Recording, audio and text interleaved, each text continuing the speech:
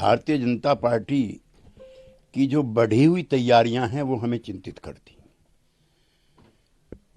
India गठबंधन के संगठनात्मक ढांचे से लेकर के उम्मीदवारों के चयन से और संयुक्त सभाओं के ना होने पर हम चिंतित भी हैं और कंसर्न फील भी करते हैं और चाहते हैं कि सब चीज़ जल्दी दुरुस्त हो। तो आपका खुद का बयान है कि कांग्रेस कंफ्यूज है। किन अर्थों में कंफ्यूज है? कांग्रेस किसी चीज पर फैसला नहीं कर पा रही है। कल आरजेडी के साथ बैठक हुई, फिर भी सीट शेयरिंग पर कोई कॉन्क्रीट निष्कर्ष नहीं निकल पाया। कांग्रेस रूल्ड स्टेट में या कांग्रेस जहां बड़ी पार्टियों में सब कुछ ठीक है, किसी के साथ कोई सीट शेयरिंग नहीं है। लेकिन जो नॉन बीजेपी रूल्ड स्टेट हैं या जहां उनकी ताकत ज़्यादा है, वहां अनुपात के से अधिक सीटें मांगना कांग्रेस पार्टी का अव्यवहारिक काम है। लेकिन अरविंद केजरीवाल हो, ममता बनर्जी हो, आरजेडी हो, जेडीयू हो, सब जो है कन्वीनर और सीट शेयरिंग जल्द से जल्द हो। नीतीश कुमार कन्वीनर बनाए जाने हैं, ये बातें चल रही है पहली मीटिंग के टाइम से, लेकिन अब तक नीतीश कुमार के नाम का ऐलान नहीं हो पाया। क्या असहमति है कांग्रेस का नीतीश कुमार के नाम पर? संयोजक वाला सवाल अब हमारे लिए महत्वपूर्ण नहीं है। नीतीश कुमार इसके निर्माता हैं। जो पद संयोजक से बड़ा है, नंबर एक। नंबर दो, कांग्रेस पार्टी को पश्चिमी बंगाल में राष्ट्रपति शासन की मांग नहीं करनी चाहिए।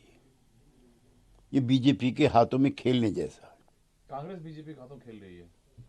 इस सवाल पर जो पश्चिमी बंगाल में अधीर चौधरी के वक्तव्य से हम असहमत हैं, उनका बयान बीजेपी की मदद करने वाला है। देखिए सर, आपने अभी खुद कहा कि अब कन्वीनर की बात का फिक्र नहीं करते, तो कन्वीनर कौन होंगे फिर?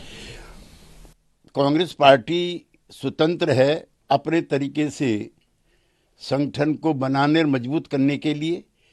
उन्हें कांग्रेस की चिंता है, हमें इंडिया की चिंता है।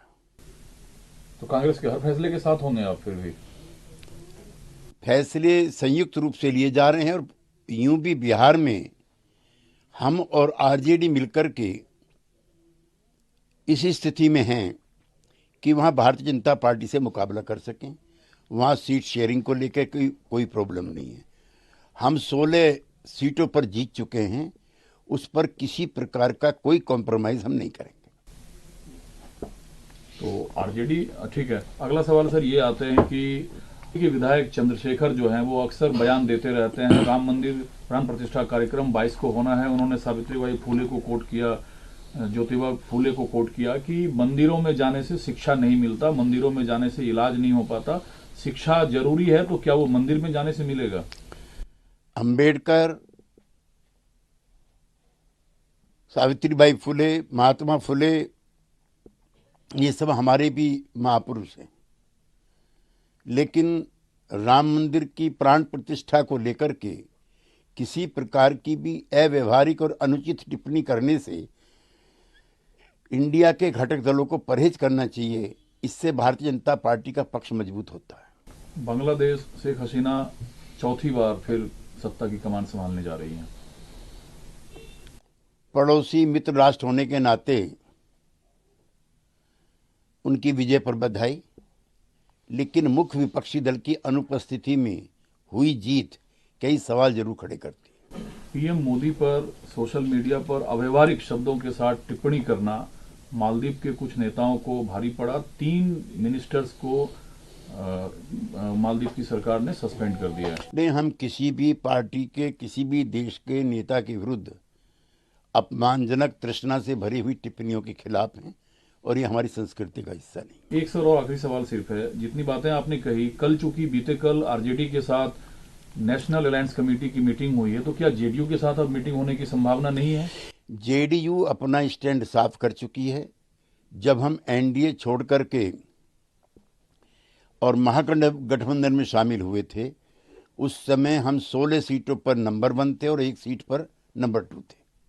लिहाजा कांग्रेस को और वामपंथी दलों को सीट के बंटवारे को लेकर के अगर कोई भी चर्चा करनी है तो वो आरजेडी से करनी है, हमसे नहीं। आपने अपनी स्थिति क्लियर कर दी, तो कांग्रेस कितनी सीटों की दावेदारी कर रही है? कांग्रेस प्रवक्ताओं से आप पूछें तो बेहतर हो।